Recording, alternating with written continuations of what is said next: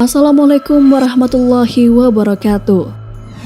Sebagai negara dengan populasi umat Islam terbesar di dunia, tentu saja Indonesia memiliki banyak sekali bangunan masjid yang tersebar dari Sabang sampai Merauke.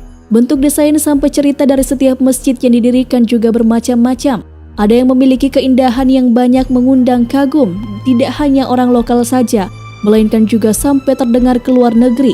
Bahkan ada cerita-cerita gaib yang menyelimutinya. Tidak sedikit dari masyarakat Indonesia yang mengait-kaitkan cerita gaib masjid yang bersangkutan dengan kisah mistis atau bahkan mengkeramatkannya. Nah, berikut masjid yang memiliki kisah misterius di Indonesia. Tapi sebelum lanjut, jangan lupa klik tombol subscribe, like, dan lonceng notifikasi kalian untuk mendukung channel ini agar terus menyiarkan syiar Islam.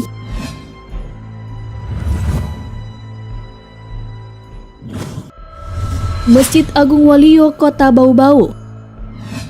Jika Anda berasal dari Sulawesi Tenggara, tepatnya Kota Bau-Bau, tentunya pernah mendengar cerita tentang sebuah masjid yang memiliki pintu akses langsung menuju Makkah, bukan?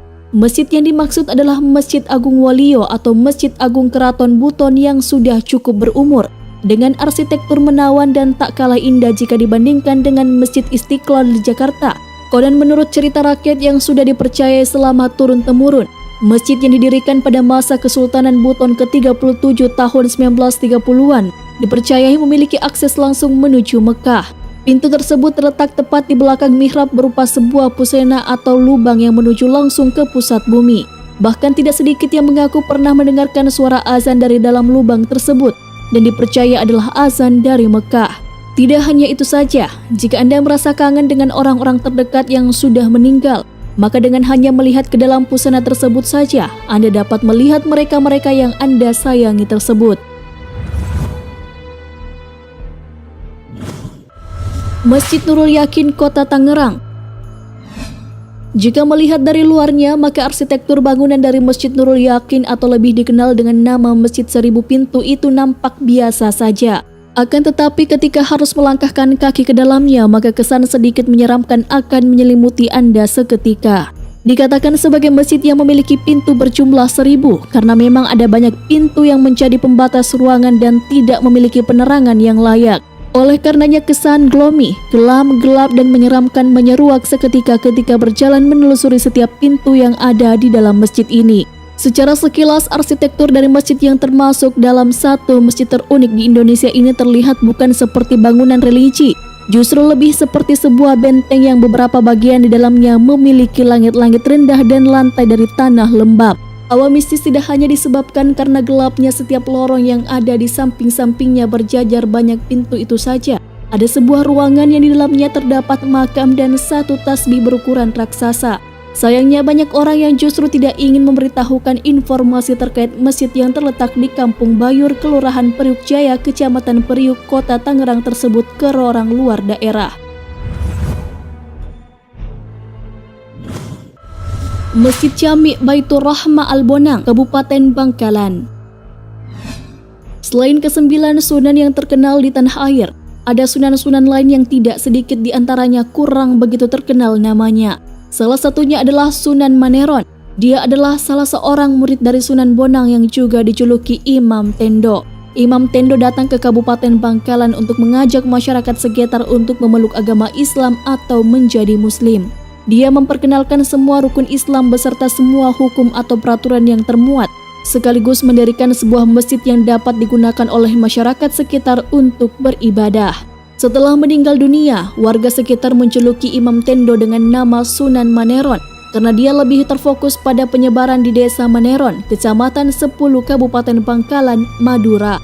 Dikarenakan jasanya, maka warga sekitar tetap menjaga peninggalan Sunan Maneron, yaitu masjid tersebut. Jika Anda berkunjung ke masjid ini, maka akan menemukan sebuah gentong berukuran besar yang ditanam di lantai masjid.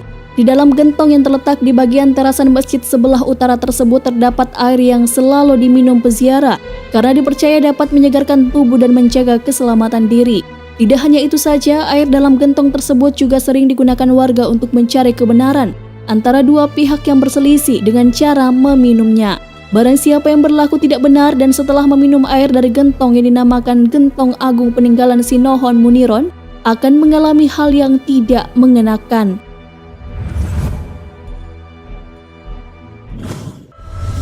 Masjid Guci Rumpong, Kabupaten Pidie.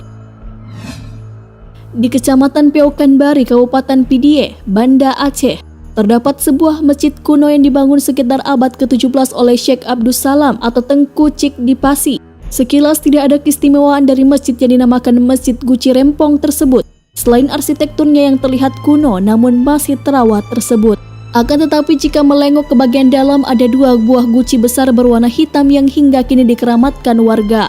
Menurut cerita yang sudah dituturkan secara turun-temurun pada zaman dahulu, kedua guci tersebut pernah berkelahi dan membuat salah satunya menjadi rompal atau rumpong atau ompong. Dikarenakan hal itulah nama masjid tersebut menggunakan istilah Guci Rumpong.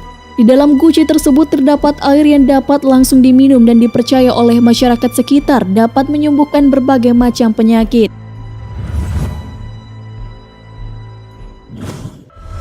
Masjid Raya Baitusi Syakur, Kota Batam. Di Kepulauan Riau, tepatnya di Kota Batam, ada sebuah masjid yang kabarnya dibangun sekitar tahun 1980-an silam. Masjid yang terletak di wilayah area Tanjung Uma tersebut memiliki sebuah cerita yang sampai sekarang belum terpecahkan, yaitu terdapatnya 7 makam kuno yang tidak diketahui identitas dari pembuatnya, sampai dengan siapa yang dikuburkan di makam tersebut.